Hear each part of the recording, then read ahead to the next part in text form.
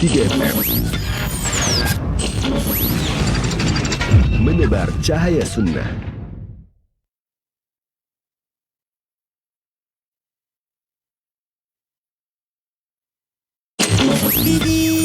Salam para pendengar dan pemirsa Roja TV dimanapun Anda berada. Insyaallah kami akan hadirkan di layar kaca Anda program variatif. Insyaallah kita akan Jazakumullahu khairan bagi Anda para pemirsa Roja TV yang dan telah sesaat lagi kami menyimak. hadirkan untuk Anda program acara kajian ilmiah secara langsung.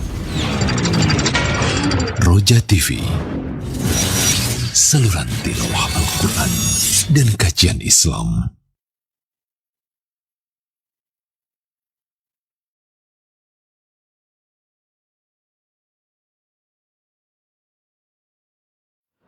Bismillahirrahmanirrahim. Assalamualaikum warahmatullahi wabarakatuh. Alhamdulillah wassalatu wassalamu ala rasulillah wa ala alihi wa sahabatihi wa man walah wa ba'd. Kaum muslimin para pendengar maupun pemirsa Roja dimanapun Anda berada, alhamdulillah di kesempatan sore yang berbahagia ini kembali hadir di ruang dengan Anda program kajian ilmiah yang disiarkan secara langsung. Tentunya Anda akan mengikuti program kajian ilmiah di kesempatan sore hari ini dari pembahasan lanjutan kitab At-Tanbihat As-Saniyah Alal Aqidatil Wasithiyah bersama pemateri Al-Ustadz Ahmad Zainuddin Al-Banjari hafizahullahu taala yang disampaikan secara langsung dari Banjarmasin. Tentunya Anda para pendengar maupun pemirsa Roja dapat bertanya di sesi tanya jawab kajian melalui layanan line telepon ataupun pesan singkat di nomor 0218236543 0218236543. Pada para pendengar maupun pemirsa, berikut kita akan simak pemaparan dan sesi materi dan kepada Al-Ustadz Ahmad Zainuddin hafizahullahu taala yang sudah bersiap dan terhubung di kesempatan ini, kami persilahkan falyatafaddal mashkuran.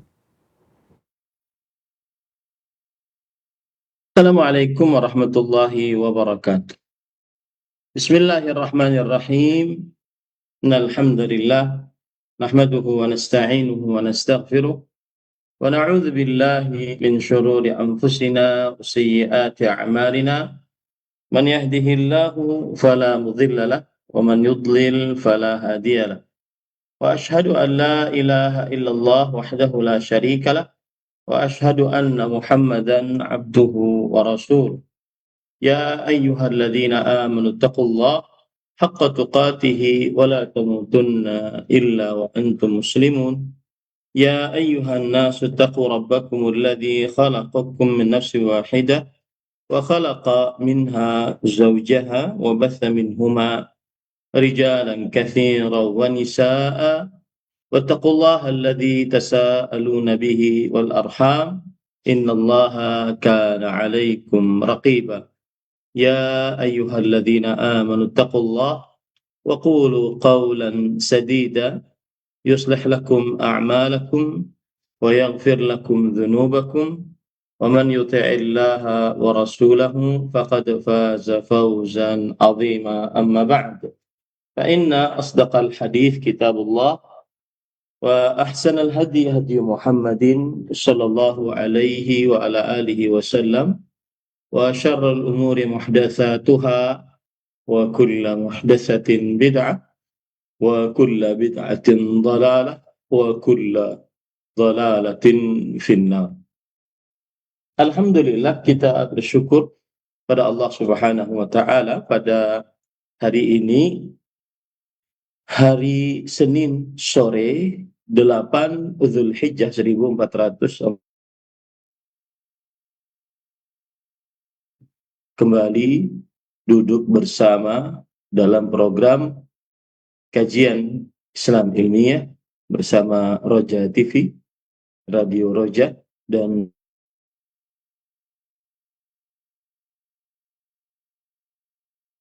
membaca kitab At-Tanbihat As-Saniyah Alal Aqidah Al-Wasithiyah. Salawat dan salam semoga selalu Allah berikan kepada Nabi kita Muhammad sallallahu alaihi wa ala alihi wasallam, ada keluarga beliau, para sahabat, serta orang-orang yang mengikuti beliau sampai hari kiamat kelak. Dengan nama-nama Allah yang husna dan sifat-sifatnya yang ulia, kita berdoa, Allahumma inna nas'aluka ilman nafi'an wa rizqan tayyiban wa amalan mutaqabbala. Allahumma amin. Ahibati fillah, afani Allah wa iyyakum, kaum muslimin yang saya cintai karena Allah. Semoga Allah Subhanahu wa taala selalu memberikan afiat kepada kita di dunia dan di akhirat. Pada kesempatan kali ini kita masih membahas atau masih di halaman 15. Masih di halaman 15. Penulis rahimahullahu taala berkata, wa ashhadu anna Muhammadan abduhu wa rasul. Qauluhu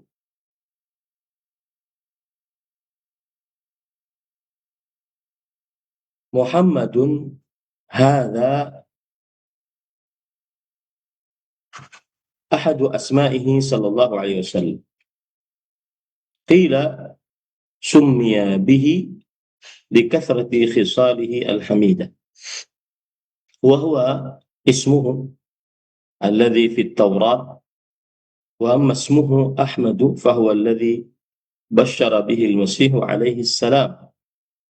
Kama qala subhanahu wa ta'ala mubashiran birasulin ya'ti min ba'di ismuhu Ahmad, al-ayah. Ahibati fillah, afani Allah wa iyyakum, kaum muslimin yang saya cintai karena Allah. Semoga Allah Subhanahu wa taala selalu memberikan afiat kepada kita di dunia dan di akhirat. Penulis berkata, yang artinya tadi, bentar.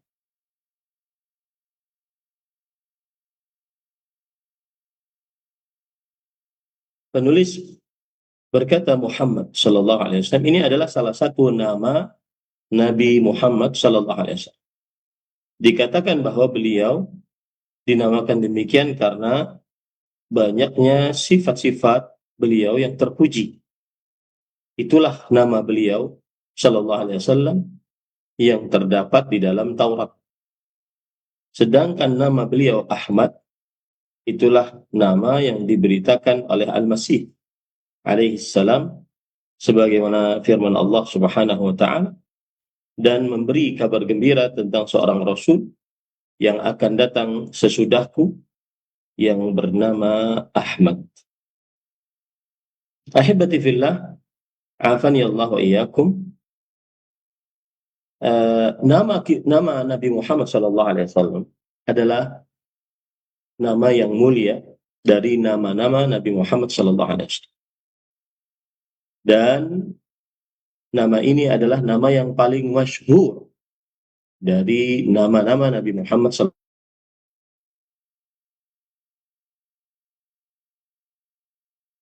alaihi wasallam yang banyak pujian manusia untuknya. Yang banyak pujian manusia untuknya karena saking banyaknya sifat-sifat yang terpuji dan akhlak-akhlak yang mulia dari Nabi Muhammad SAW. Maka seakan-akan makna dari nama ini adalah bahwa Allah Subhanahu wa taala mengumpulkan untuk Nabi Muhammad SAW sifat yang sempurna dan akhlak-akhlak yang baik dan sifat-sifat yang bagus yang mana menjadikan Nabi Muhammad sallallahu alaihi wasallam senantiasa terpuji di langit dan di bumi, baik di sisi Allah atau di sisi para malaikat atau di sisi orang-orang beriman. Allah Subhanahu wa taala menamai Nabi Muhammad sallallahu alaihi wasallam dengan Muhammad di dalam Al-Qur'an. Ada surat Al-Fatah ayat 29. Muhammadun Rasulullah. Begitu juga dalam surat Ali Imran ayat 144. Wa ma Muhammadun illa rasul. Tidaklah Nabi Muhammad sallallahu alaihi wasallam kecuali seorang rasul. Begitu juga dalam surat Muhammad ayat 2. Walladzina amanu wa 'amilus shalihat wa amanu bima nuzzila ala Muhammad wa huwal haqqu min rabbih. Yang artinya, dan orang-orang yang beriman dan beramal saleh dan beriman dengan apa yang diturunkan kepada Nabi Muhammad SAW. Ia adalah kebenaran dari Rabb mereka, Allah Subhanahu wa Ta'ala. Maka ini menunjukkan bahwa nama Nabi Muhammad SAW tetap bagi Nabi Muhammad SAW berdasarkan dalil yang tegas dari Al-Quran. Adapun tadi diucapkan qila summiya bihi likathrati khisalihil hamidah. Ada yang mengatakan kenapa Nabi Muhammad sallallahu alaihi wasallam dinamakan dengan nama Muhammad? Karena banyaknya pujian-pujian, banyaknya sifat-sifat Nabi Muhammad sallallahu alaihi wasallam yang terpuji. Maka ini adalah benar. Sesungguhnya Nabi Muhammad sallallahu alaihi wasallam adalah manusia yang paling sempurna akhlaknya dan paling besar petunjuknya, paling agung petunjuknya, dan paling penyayang terhadap makhluk-makhluk, dan paling jujur perkataannya, dan paling besar ibadahnya kepada Allah Subhanahu wa Ta'ala.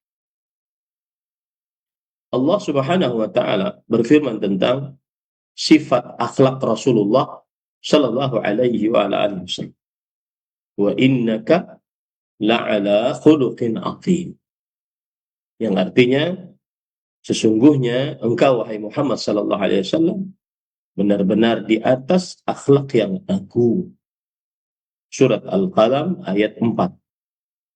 Allah Subhanahu wa Ta'ala juga berfirman dalam surat At-Taubah ayat 128.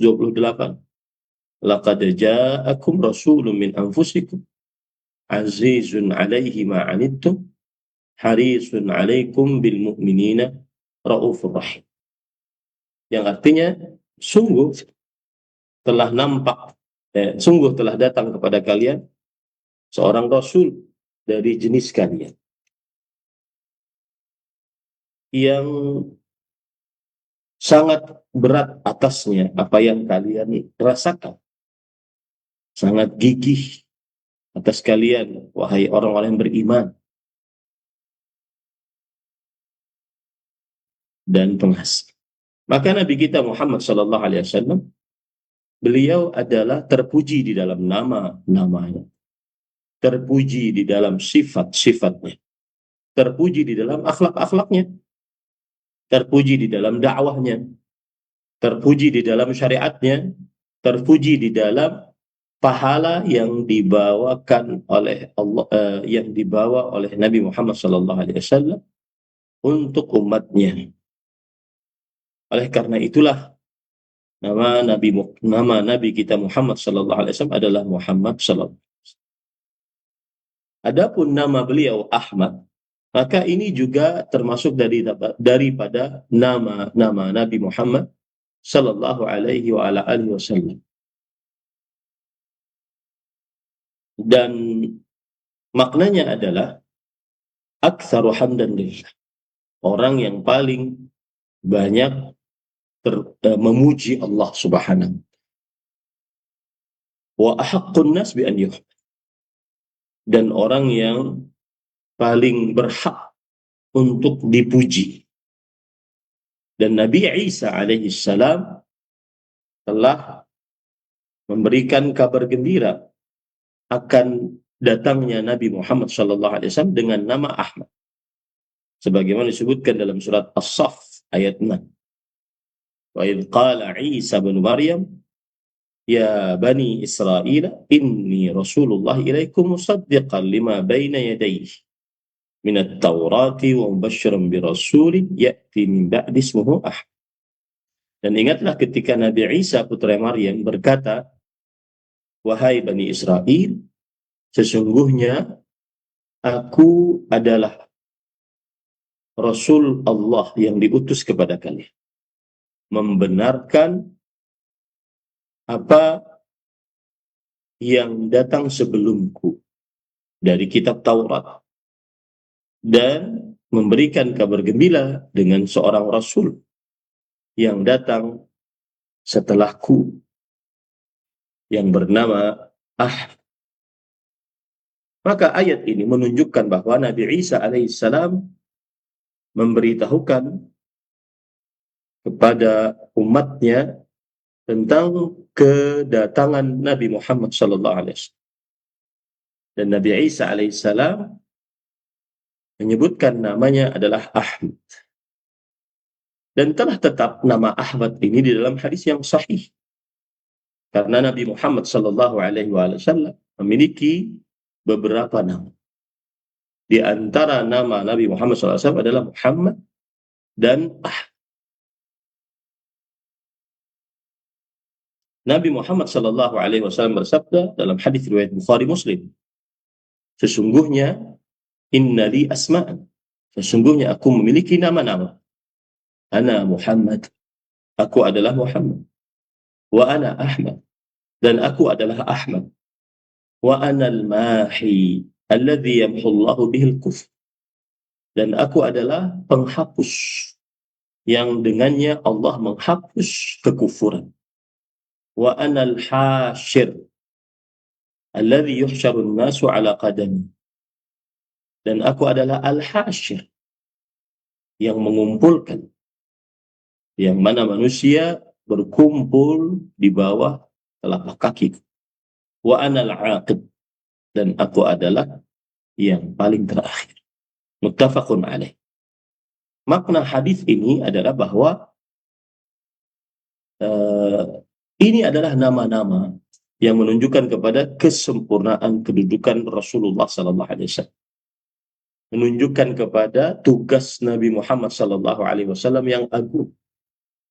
Dan beliau adalah Muhammad sallallahu alaihi wasallam, dan beliau adalah Ahmad karena banyaknya pujian dan sanjungan makhluk kepada Nabi Muhammad sallallahu alaihi wasallam. Dan beliau adalah Al-Mahi, yang menghapus kesyirikan dan kekufuran.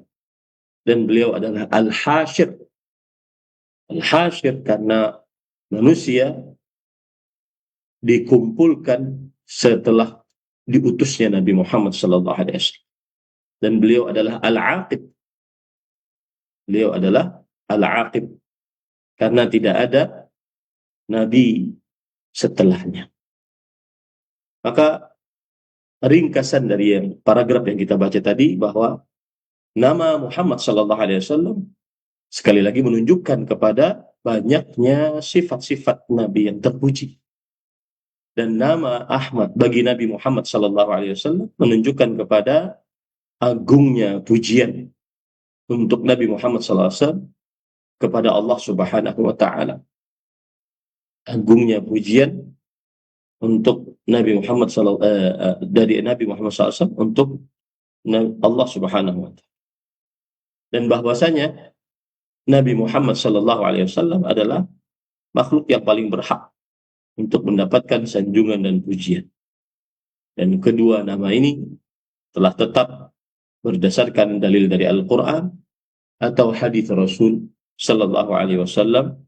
Dan di dalam kedua nama ini terdapat penjelasan tentang kedudukan nama Nabi Muhammad sallallahu alaihi wasallam yang agung, kesempurnaan akhlak beliau, dan kedudukan yang tinggi di sisi Allah Subhanahu wa taala. Baik. Kemudian kita lanjutkan. Penulis setelah itu berkata lagi, qauluhu abduhu أضافه إليه إضافة تشريف وتعظيم، ووصفه بالعبودية بأشرف أحواله مقام الإرسال والإسراء والتحدي. ومعنى العبد هنا المملوك العابد، وقوله والعبودية الخاصة وصفه صلى الله عليه وسلم كما قال سبحانه وتعالى أليس الله بكاف عبده. وأعلى مراتب العبد العبودية الخاصة والرسالة، والنبي صلى الله عليه وسلم أكمل الخلق في هاتين الصفتين الشريفتين. وأما الربوبية والألوهية فهما حق لله لا يشركه فيهما أحد، لا ملك مقرب ولا نبي مرسل fadlan an ghairihima. Nah, kita jelaskan makna dari ini. Kita sebutkan dulu terjemahannya. Perkataan penulis hambanya. Allah menyandarkan beliau kepada Allah Subhanahu wa ta'ala sebagai bentuk pemuliaan dan pengagungan, yaitu hambanya. Penyifatan beliau dengan ubudiyah disebutkan pada keadaan-keadaan beliau yang paling mulia, seperti maqam, kerasulan, Isra, dan tahaddi. Makna hamba di sini adalah milik Allah yang beribadah kepadanya. Ubudiyah khusus adalah sifat beliau sallallahu alaihi wasallam, sebagaimana firman Allah Subhanahu wa ta'ala, bukankah Allah cukup untuk melindungi hamba? Tingkatan tertinggi seorang hamba adalah ubudiyah khusus dan kerasulan. Nabi Muhammad sallallahu alaihi wasallam adalah makhluk yang paling sempurna dalam dua sifat mulia ini. Adapun rububiyah dan uluhiyah, maka keduanya adalah hak Allah Subhanahu wa ta'ala semata. Tidak ada seorang pun yang ikut serta bersamanya dalam dua hal tersebut. Tidak malaikat yang didekatkan, tidak pula nabi yang diutus, apalagi selain keduanya. Baik, kita jelaskan paragraf ini. Ikhwan yang dirahmati oleh Allah Subhanahu wa ta'ala. Jadi ketika penulis tadi berkata abduhu, yaitu maknanya adalah bahwa Nabi Muhammad SAW Abdullah, hamba Allah, dan mamlukun lillah, budaknya Allah Subhanahu wa ta'ala, orang yang beribadah kepada Allah, orang yang tunduk kepada perintah Allah Subhanahu wa ta'ala, tidak memiliki untuk dirinya manfaat dan tidak juga memiliki mudarat kecuali yang dikehendaki oleh Allah Subhanahu wa ta'ala. Akan tetapi ketika Allah berfirman di sini, ketika disebutkan di sini abduhu, Abdullah, penyandaran penghambaan kepada Allah Subhanahu wa ta'ala di sini bukan penyandaran kekurangan, akan tetapi ia adalah penyandaran pemuliaan dan pengagungan dari Allah Subhanahu wa ta'ala. Karena sifat yang paling mulia dimiliki oleh seorang manusia adalah hendaknya dia menjadi hamba Allah, bukan hamba hawa nafsu, bukan hamba dunia, dan bukan juga hamba makhluk. Oleh karena itu Allah Subhanahu wa ta'ala mensifati Nabi Muhammad sallallahu alaihi wasallam dengan ubudiyah, penghambaan, di dalam kedudukan dan keadaan yang paling agung. Seperti misalkan Allah mensifati Nabi Muhammad sallallahu alaihi wasallam saat Isra, sebagaimana dalam surat Al-Isra ayat 1. Subhanalladzi asra bi'abdihi lailan minal masjidil haram ilal masjidil aqsa. Maha suci Allah yang telah mengisrakan hambanya. Di sini Allah Subhanahu wa Ta'ala mensifati Nabi Muhammad SAW dengan sifat penghambaan di dalam keadaan yang paling tinggi, yaitu saat Isra pada malam hari dari Masjidil Haram ke Masjidil Aqsa. Dan Nabi Muhammad SAW dan Allah Subhanahu wa Ta'ala tidak berfirman di dalam ayat ini yang telah mengisrakan dengan nabinya, atau tidak pula dengan mengucapkan dengan rasulnya. Padahal Nabi Muhammad SAW nabi dan rasul, itu yang benar. Tetapi Allah berfirman bi'abdihi, Maha suci Allah yang telah mengisrakan hambanya. Ini menunjukkan kepada bahwa maqamul ubudiyah, kedudukan penghambaan, adalah kedudukan paling mulia yang dimiliki oleh Nabi Muhammad sallallahu alaihi wasallam. Dan walaupun Nabi Muhammad sallallahu alaihi wasallam memiliki kedudukan yang tinggi, hal tersebut tidak mengeluarkan bahwa beliau adalah hamba Allah, budaknya Allah Subhanahu wa Ta'ala.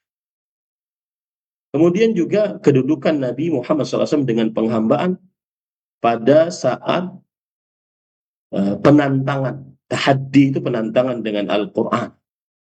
Nabi Muhammad SAW menantang musuh-musuhnya untuk mendatangkan Al-Quran. Sebagaimana dalam surat Al-Baqarah ayat 23. Wa in kuntum fi raibin mimma nazzalna ala abdina fa'tu bi suratin mithlih. Jika kalian di dalam keraguan dari apa yang kami telah turunkan atas hamba kami, budak kami, maka datangkanlah sebuah surat yang semisal dengan Al-Quran. Ayat ini menunjukkan tantangan, tahaddi, dan juga kemu'jizatan Al-Quran. Dan ayat ini menunjukkan bahwa Allah Subhanahu wa Ta'ala menantang musuh-musuh Nabi Muhammad sallallahu alaihi wasallam, yang mana Nabi Muhammad sallallahu alaihi wasallam adalah hamba Allah Subhanahu. Agar diketahui bahwa Al-Quran diturunkan kepada hamba Allah yang terpilih, dan bukan diturunkan kepada Tuhan yang diibadahi selain Allah Subhanahu wa Ta'ala. Nah, kemudian yang ketiga, Nabi Allah di dalam tulisan tadi bahwa Nabi Muhammad SAW disifati dengan penghambaan di dalam kedudukan berdakwah, mengajak kepada Allah Subhanahu wa Ta'ala, atau berdoa kepada Allah Subhanahu wa Ta'ala. Dan keadaan berdoa adalah keadaan paling agung yang dimiliki oleh Allah Subhanahu wa Ta'ala. Sebagaimana dalam surat Al-Jin ayat 19, wa annahu lamma qama abdullah yad'u kadu yakununa alaihi libadah. Dan bahwa ketika beliau berdiri, maka beliau adalah hamba Allah yang berdoa. Beliau adalah hamba Allah Subhanahu wa Ta'ala yang berdoa, mengajak kepada tauhid, yang mana seluruh makhluk berkumpul dan wajib berkumpul kepada dakwah Nabi Muhammad sallallahu alaihi wasallam. Makanya Allah Subhanahu wa Ta'ala menamakan Nabi kita Muhammad sallallahu alaihi wasallam di sini Abdullah, hamba Allah. Dan ini adalah termasuk dari sifat yang dimiliki Nabi Muhammad sallallahu alaihi wasallam yang paling agung. Kemudian yang keempat, Nabi Muhammad sallallahu alaihi wasallam disifati dengan ubudiyah, penghambaan dan budak Allah Subhanahu wa Ta'ala di dalam kedudukan pemberian kemenangan dari Allah Subhanahu wa Ta'ala. Allah berfirman dalam surah Az-Zumar ayat 36, Alaihissallah bikafin abad. Bukankah Allah Subhanahu wa Ta'ala yang mencukupi hamba? Di sini Allah menyebutkan bahwa Allah akan mencukupkan Nabi Muhammad SAW, memberikan kemenangan pada Nabi Muhammad SAW, dan Allah mensifati Nabi Muhammad SAW yang diberikan kemenangan dengan hambanya. Ayat ini menunjukkan bahwa penjelasan tentang perhatian Allah Subhanahu wa Ta'ala kepada hambanya dan rasulnya, Nabi kita Muhammad SAW. Maka barang siapa yang merealisasikan dengan sebenar-benarnya pengabdian diri kepada Allah, penghambaan diri kepada Allah, niscaya Allah Subhanahu wa Ta'ala akan mencukupinya. Niscaya Allah Subhanahu wa Ta'ala akan memberikan kemenangan kepadanya.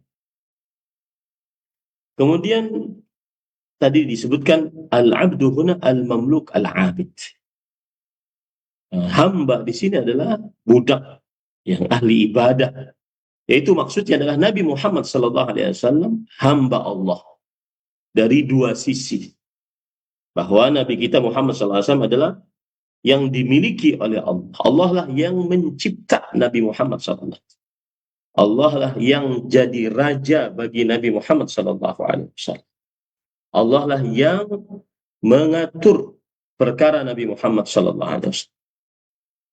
Dan yang kedua, bahwa Nabi kita Muhammad SAW adalah ahli ibadah kepada Allah Subhanahu.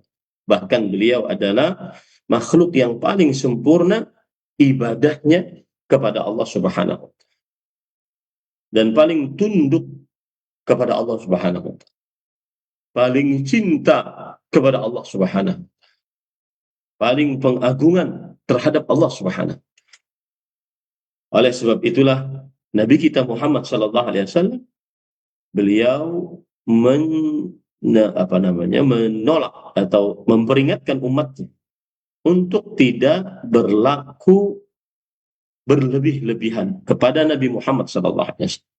Dalam hadis riwayat Bukhari, Rasulullah SAW bersabda, "La tatruni kama atratin nasara Isa bin Maryam, fa innama ana 'abdu, faqulu 'abdullahi wa rasul."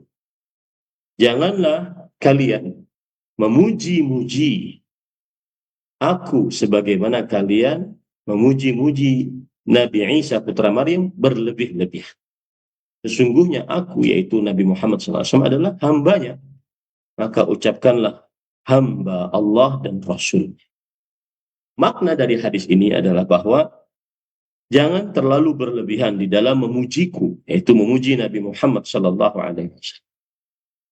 Sampai nanti kalian mengangkatku di atas derajatku, sebagaimana yang dilakukan oleh kaum Nasrani kepada Nabi Isa putra Maryam alaihissalam, yang mana mereka berlebih-lebihan terhadap Nabi Isa dan menjadikan Nabi Isa alaihissalam sebagai Tuhan atau anak Tuhan. Tetapi yang benar adalah dikatakan pada diri Nabi Muhammad SAW, beliau adalah hamba Allah dan Rasul Allah, Abdullah wa Rasulullah. Maka di dalam ucapan tadi abduhu wa rasuluh, di dalam ucapan bahwa Nabi kita Muhammad SAW adalah hamba Allah dan Rasulnya, ini mengumpulkan dua perkara yang agung. Yang pertama, menafikan berlebih-lebihan terhadap Nabi Muhammad SAW karena beliau adalah hamba, dan seorang hamba tidak diibadahi. Seorang hamba bukan Tuhan. Nabi kita Muhammad SAW adalah hamba, budak Allah. Dan kalau hamba dan budak tidak diibadahi. Yang kedua, menetapkan kemuliaan dan ketinggian derajat Nabi Muhammad SAW. Karena karena beliau adalah Rasulullah. Dan tidak boleh didustakan ajarannya. Akan tetapi ditaati dan diikuti. Akan tetapi ditaati dan diikuti. Allah Subhanahu wa Ta'ala berfirman dalam surah Al-Kahfi ayat 110, "Qul innama ana basyarum mithlukum." ilayya yuha ilayya annama ilahukum ilahu wahid. Katakanlah wahai Muhammad sallallahu alaihi wasallam, sesungguhnya aku adalah manusia seperti kalian. Diwahyukan kepadaku bahwa Tuhan kalian yang diibadahi adalah Tuhan yang satu, Allah Subhanahu wa ta'ala. Maka ayat ini memberikan pelajaran kepada kita bahwa Nabi kita Muhammad sallallahu alaihi wasallam adalah manusia, akan tetapi tidak seperti manusia seluruhnya. Beliau adalah manusia yang diberi wahyu oleh Allah Subhanahu wa ta'ala, dipilih oleh Allah dan diutus menjadi seorang rasul untuk alam semesta yang membawa kasih sayang dan rahmat. Tetapi tetap beliau bukan Tuhan. Beliau adalah hamba Allah, makhluk Allah yang tidak boleh diibadahi. Dan kedudukan penghambaan diri yang paling tinggi adalah penghambaan diri yang khusus, yaitu penghambaan diri yang penuh dengan kecintaan, ketundukan, ketaatan yang sempurna kepada Allah Subhanahu wa ta'ala. Dan ini adalah kekhususan wali-wali Allah Subhanahu wa ta'ala. Manusia yang paling sempurna di dalam penghambaan dirinya kepada Allah adalah mereka para nabi. Dan para nabi yang paling sempurna di dalam penghambaan dirinya kepada Allah Subhanahu wa ta'ala, Nabi kita Muhammad sallallahu alaihi wa ala alihi wasallam. Adapun ar-rububiyah wal uluhiyah, kekuasaan Allah dan ibadah, maka itu hak khusus milik Allah Subhanahu wa ta'ala. Yaitu bahwa tidak ada yang mencipta, mengatur, berkuasa kecuali Allah Subhanahu wa ta'ala. Allah berfirman dalam surah Az-Zumar ayat 62, Allahu khaliqu kulli syai'. Allah Maha pencipta segala sesuatu. Dalam surat Al-A'raf ayat 54, ala lahul khalqu wal amr. Ingatlah, hanya milik Allah penciptaan dan pengaturan. Adapun peribadatan, maka seluruh ibadah yang berhak mendapatkannya hanya Allah Subhanahu wa ta'ala. Maka tidak boleh orang berdoa kecuali hanya kepada Allah. Tidak boleh dimintai pertolongan dalam keadaan yang sempit kecuali hanya kepada Allah. Di dalam perkara-perkara yang tidak disanggupi kecuali oleh Allah. Tidak boleh menyembelih, tidak boleh bernazar kecuali hanya karena Allah. Allah berfirman dalam surah Al-Baqarah ayat 163, wa ilahukum ilahu wahid, la ilaha illa huwa ar-Rahman ar-Rahim. Dan Tuhan kalian adalah Tuhan yang satu. Tidak ada Tuhan yang berhak diibadahi kecuali Dia, Allah, yang Maha Pengasih dan Maha Penyayang. Kemudian dalam surah An-Nisa ayat 36, wa'budullah wa la tusyriku bihi syai'an. Beribadalah kepada Allah dan janganlah kalian mensyirikkan Allah dengan sesuatu apapun. Dalam surat Al-Jin ayat 20, qul innama ad'u rabbi wa la usyriku bihi ahad. Katakanlah wahai Muhammad sallallahu alaihi wasallam, sesungguhnya aku berdoa kepada Rabbku, hanya kepada Rabb, dan tidak mensyirikannya dengan seorang. Maka tidak diperbolehkan Nabi Muhammad SAW diberikan sesuatu dari kekhususan rububiyah dan ibadah. Tidak diperbolehkan Nabi Muhammad SAW diibadahi. Tidak diperbolehkan Nabi Muhammad SAW didoai, dijadikan Tuhan selain Allah. Tidak boleh Nabi kita Muhammad SAW diistighatsahi, dimintai pertolongan dalam keadaan yang sempit setelah wafatnya Rasulullah SAW. Untuk sesuatu yang tidak disanggupi kecuali oleh Allah Subhanahu wa ta'ala. Tidak boleh diyakini bahwa Nabi Muhammad SAW mengetahui akan hal gaib secara tersendiri tanpa ada izin dari Allah Subhanahu wa ta'ala. Dan tidak diperbolehkan juga diyakini bahwa Nabi Muhammad SAW mengatur alam semesta. Kalau seandainya Nabi kita Muhammad SAW tidak memiliki kekhususan pengaturan, penciptaan, kekuasaan, dan tidak memiliki kekhususan ibadah, maka apalagi manusia-manusia yang derajatnya jauh di bawah Nabi Muhammad SAW. Allah berfirman, memerintahkan Nabi Muhammad SAW untuk mengucapkan, Qul la amliku li nafsi naf'an wala dharran illa ma sya Allah walau kuntu a'lamul ghaiba lastakthartu minal khair wa ma massani as-su. Katakanlah wahai Muhammad sallallahu alaihi wasallam, aku tidak memiliki untuk diriku manfaat atau mudarat kecuali apa yang dikehendaki oleh Allah. Jikalau aku, yaitu Nabi Muhammad sallallahu alaihi wasallam, mengetahui akan hal gaib, niscaya aku akan memperbanyak dari kebaikan dan aku tidak tertimpa keburukan. Ayat ini memberikan pelajaran bahwa tidak boleh ghulu, berlebih-lebihan memuji-muji Rasulullah sallallahu alaihi wasallam. Nabi kita Muhammad sallallahu alaihi wasallam tidak mengetahui akan hal gaib. Nabi kita Muhammad sallallahu alaihi wasallam tidak seperti Allah yang maha kuasa, maha pencipta, maha pengatur, yang diibadahi. Makanya Allah berfirman juga dalam surah Al-Jin ayat 21, Qul inni la amliku lakum darran wala rasyadah.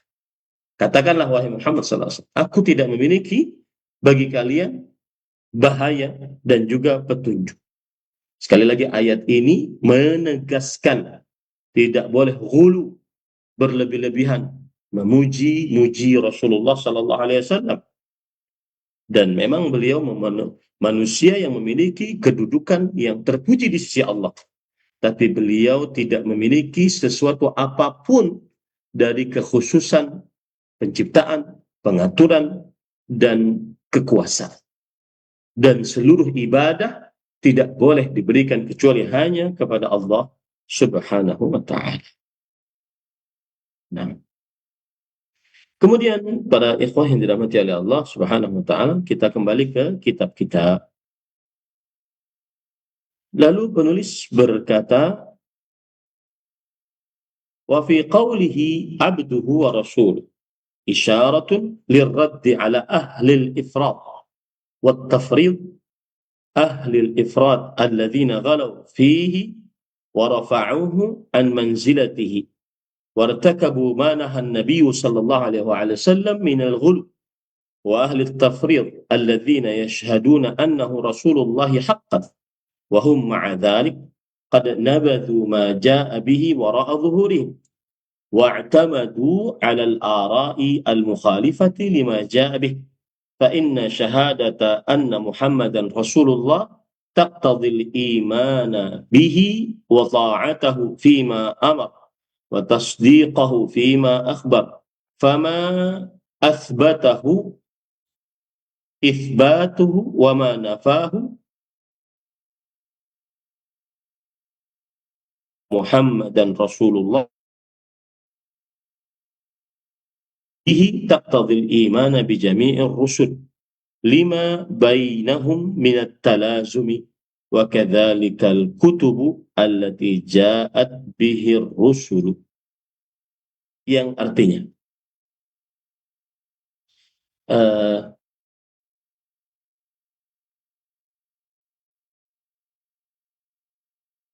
di sini disebutkan oleh penulis, dan di dalam ucapan penulis hambanya dan rasulnya terdapat isyarat bantahan terhadap dua kelompok, ahlul ifrat dan ahlul tafrid. Ahlul ifrat adalah orang-orang yang berlebih-lebihan terhadap Nabi Muhammad SAW, mengangkat beliau melampaui kedudukannya dan melakukan apa yang telah dilarang oleh Nabi Muhammad SAW berupa sikap ghulu. Sedangkan ahlul tafrid adalah orang-orang yang mengakui bahwa beliau benar-benar Rasulullah, tetapi mereka justru membuang ajaran yang beliau bawa ke belakang punggung mereka, lalu bersandar kepada pendapat-pendapat yang menyelisih apa yang beliau bawa. Karena sesungguhnya persaksian bahwa Muhammad SAW adalah Rasulullah menuntut beriman kepada beliau, menaati beliau dalam apa yang beliau perintahkan, dan membenarkan dalam apa yang beliau kabarkan. Kemudian disebutkan di sini, apa yang Allah tetapkan maka wajib ditetapkan. Dan apa yang Allah nafikan, maka wajib dinafikan. Maka persaksian bahwa Muhammad sallallahu alaihi wasallam adalah Rasulullah, sebagaimana menuntut keimanan kepada beliau, juga menuntut keimanan kepada seluruh rasul-rasul. Karena adanya keterikatan yang erat di antara mereka. Demikian pula kitab-kitab yang dibawa oleh para rasul itu. Nah, sekarang kita bahas paragraf ini pelan-pelan, para ikhwan yang dirahmati oleh Allah Subhanahu wa taala. Baik.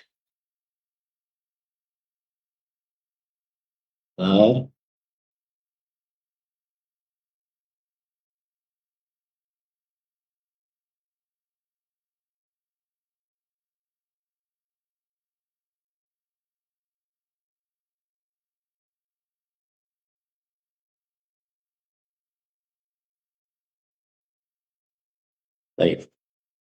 Ahibati fillah, afani Allah wa iyyakum. Dalam paragraf ini, penulis tadi mengatakan bahwa hambanya dan rasulnya. Nabi kita adalah hambanya dan rasulnya. Maka ini menunjukkan kepada sifat yang dimiliki oleh dan kedudukan yang dimiliki oleh Nabi Muhammad SAW yang benar. Dan ini adalah bantahan bagi dua kelompok yang sesat di dalam kedudukan Nabi Muhammad Sallallahu Alaihi Wasallam. Yang pertama yaitu orang-orang yang berlebihan mengangkat derajat Nabi Muhammad Sallallahu Alaihi Wasallam di atas kedudukan beliau. Maka sebagian dari mereka menjadikan kekhususan rububiyah, kekuasaan, penciptaan dan pengaturan serta ibadah seperti orang berdoa kepada Nabi Muhammad SAW dan orang beristighatsah di dalam sesuatu yang tidak disanggupi kecuali Allah. Dan orang meyakini bahwa Nabi Muhammad SAW mengetahui akan hal gaib secara tersendiri, dan orang meyakini bahwa Nabi Muhammad SAW mengatur alam semesta. Maka mereka yang berkeyakinan seperti ini dibantah dengan ucapan abduhu, bahwa beliau adalah hamba Allah, budak Allah, yang beribadah kepada Allah, dan tidak diibadahi bersamaan dengan Allah, tidak didoai bersamaan dengan Allah, dan tidak boleh diberikan sesuatu ibadah pun kepada Nabi Muhammad SAW. Kemudian oleh karenanya Rasul sallallahu alaihi wasallam bersabda, la tatruni kama atratin nasara fi Isa bin Maryam. Fa inna ma ana 'abdu faqulu 'abdullahi wa rasul. Janganlah kalian memuji-mujiku terlalu berlebihan sebagaimana kaum Nasrani memuji Nabi Isa putra Maryam terlalu berlebihan. Sesungguhnya aku hanyalah hambanya. Maka ucapkanlah oleh kalian sebelumnya, aku adalah hamba Allah dan Rasul. Begitu juga dalam surah Al-Kahfi yang sudah saya sebutkan tadi. Nah, kemudian yang kedua adalah orang-orang yang tafrid, yang mereka bersyahadat dengan lisan mereka bahwa Nabi kita Muhammad SAW adalah Rasulullah. Akan tetapi mereka tidak mentaati perintah Rasul SAW. Tidak berhukum kepada sunnah Rasul SAW. Tidak mendahulukan ajaran Rasul SAW dibandingkan perkataan-perkataan manusia dan hawa nafsu mereka. Bahkan sebagian dari mereka jika datang kepada mereka hadis yang sahih, mereka selisih karena tidak sesuai dengan pendapat mereka, tidak sesuai dengan kebiasaan mereka, tidak sesuai dengan madhab mereka, tidak sesuai dengan hawa nafsu mereka. Maka ucapan Rasulullah ini adalah bantahan untuk mereka. Karena orang yang mengucapkan Rasulullah wajib untuk mentaati apa yang diperintahkan. Wajib untuk menjauhi apa yang dilarang. Wajib untuk percaya apa yang dikabarkan oleh Rasulullah SAW. Dan tidak boleh menolak ajaran Rasulullah SAW. Tidak boleh mendahulukan ucapan siapapun atas ucapan Rasulullah SAW. Allah berfirman dalam surah Al-Hasyr ayat 7, "Wa ma atakumur rasul fakhudhu wa ma nahakum anhu fantah." Apa saja yang dibawa oleh Rasul SAW maka ambil. dan apa saja yang dilarang oleh Rasulullah SAW maka jauhilah. Dalam surah An-Nisa ayat 80, man yuti'ir Rasul faqad ata'a Allah. Siapa saja yang mentaati Rasulullah maka sungguh ia telah mentaati Allah. Dalam surah An-Nisa ayat 65, fala wa rabbika la yu'minun hatta yuhakkimuka fima shajara bainahum thumma la yajidu fi anfusihim harajan mimma qadaita wa yusallimu taslima. Maka tidak, demi Rabbmu, mereka tidak beriman sampai mereka menjadikan engkau wahai Muhammad SAW sebagai hakim, pemutus keputusan di dalam apa saja yang diperselisihkan di antara mereka. Kemudian mereka tidak mendapati di dalam diri mereka keberatan atas apa yang telah engkau tetapkan. Dan mereka menerima dengan sebenar-benar penerima. Maka ayat ini adalah ayat yang agung sekali. Allah Subhanahu wa taala menafikan keimanan barang siapa yang tidak berhukum kepada Rasulullah sallallahu alaihi wasallam dan atau mendapati sesuatu kesempitan dari hukum dan syariat Rasul sallallahu alaihi wasallam dan tidak menerima dengan sebenar-benar penerimaan yang sempurna. Jadi makna syahadat Muhammad Rasulullah bukan hanya sekedar ucapan di lisan, tetapi dia adalah menghasilkan konsekuensi-konsekuensi yang besar, seperti mentaati perintah Rasulullah SAW, mempercayai apa yang diberitakan oleh Rasulullah SAW, menjauhi apa yang dilarang oleh Rasulullah SAW, dan tidak beribadah kecuali dengan apa yang disyariatkan oleh Rasulullah Sallallahu Alaihi Wasallam. Oleh karena itu tadi pensyarah mengatakan apa yang ditetapkan oleh Rasulullah SAW wajib kita untuk menetapkan. Apa yang dinafikan oleh Rasulullah SAW wajib bagi kita untuk menafikan. Maknanya adalah seorang muslim senantiasa berdiri tegak dengan dalil. Apa saja yang ditetapkan oleh Nabi Muhammad SAW dalam perkara akidah, hukum halal dan haram, perkara-perkara gaib, maka kita tetap. Apa saja yang dinafikan oleh Rasulullah SAW, maka kita nafikan tanpa merubah, tanpa mengingkari, tanpa mendahulukan akal, perasaan, pendapat di atas hadis dan ajaran Rasulullah Sallallahu Alaihi Wasallam. Allah berfirman dalam surah Al-Ahzab ayat 36, "Wa ma kana lil mu'minin wa la mu'minatin idza qada Allah wa rasuluhu amran an yakuna lahum al-khiyaratu min amrihim." Tidak pantas bagi orang beriman, laki-laki dan perempuan, jika Allah dan Rasulnya telah menetapkan sebuah perkara, maka mereka memiliki pilihan lain dari perkara-perkara tersebut. Kemudian juga di dalam perkataan penulis tadi, bahwa sebagaimana mengkonsekuensikan keimanan kepada Nabi Muhammad SAW, berarti juga keimanan kepada para Rasul alaihi wassalatu wassalam. Yaitu bahwa beriman kepada Nabi Muhammad SAW tidak akan sah kecuali dengan bersamaan beriman kepada seluruh para Nabi dan para Rasul alaihi wassalatu wassalam. Kenapa? Karena para Rasul seluruhnya datang dari sisi Allah Subhanahu wa Ta'ala dengan satu agama pada asal muasal ajarannya, yaitu mentauhidkan Allah dan mengesahkan ibadah hanya kepada Allah Subhanahu wa Ta'ala. Dan banyak ayat yang menunjukkan akal ini. Surah Al-Baqarah ayat 136, surah Al-Baqarah ayat 285. Maka barang siapa yang beriman kepada Nabi Muhammad SAW dengan sebenar-benar beriman, maka berarti dia beriman kepada Nabi Musa, Nabi Isa, Nabi Ibrahim, dan Nabi Nuh, serta seluruh para Nabi alaihi wassalatu wassalam.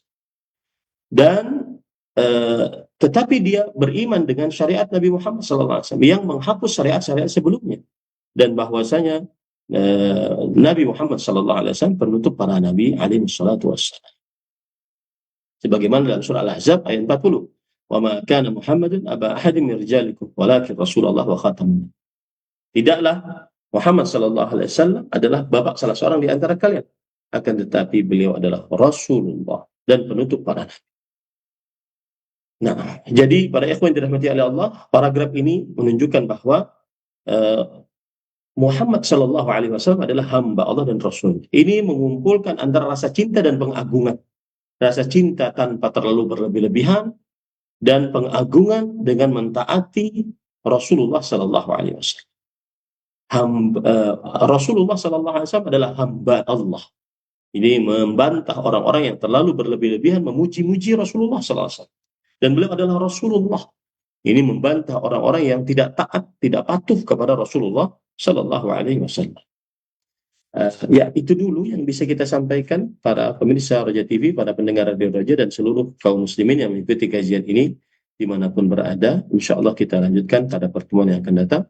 Wassalamualaikum warahmatullahi wabarakatuh. Mohon maaf tidak bisa menerima pertanyaan karena sebentar lagi adzan maghrib di waktu Kalimantan Selatan, waktu Indonesia Tengah. Wassalamualaikum warahmatullahi wabarakatuh. Assalamualaikum warahmatullahi wabarakatuh. Kami ucapkan terima kasih Ustaz. Jazakumullahu khairan wa barakallahu fikum atas bahasan kajian ilmiah bermanfaat di kesempatan sore hari ini.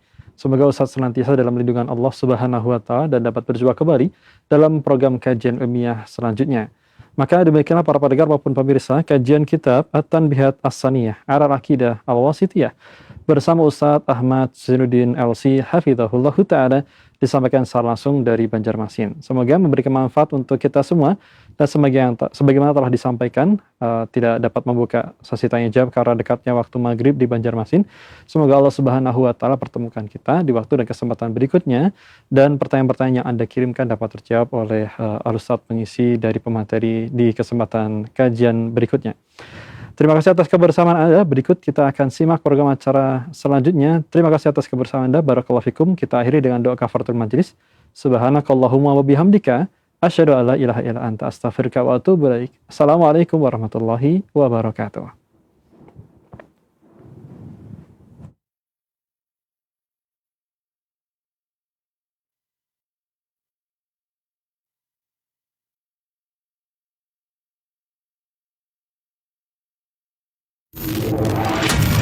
Roja TV, saluran tiruah Al-Quran dan kajian Islam. Para pemirsa Roja TV. Simak Radio Roja Bogor 100.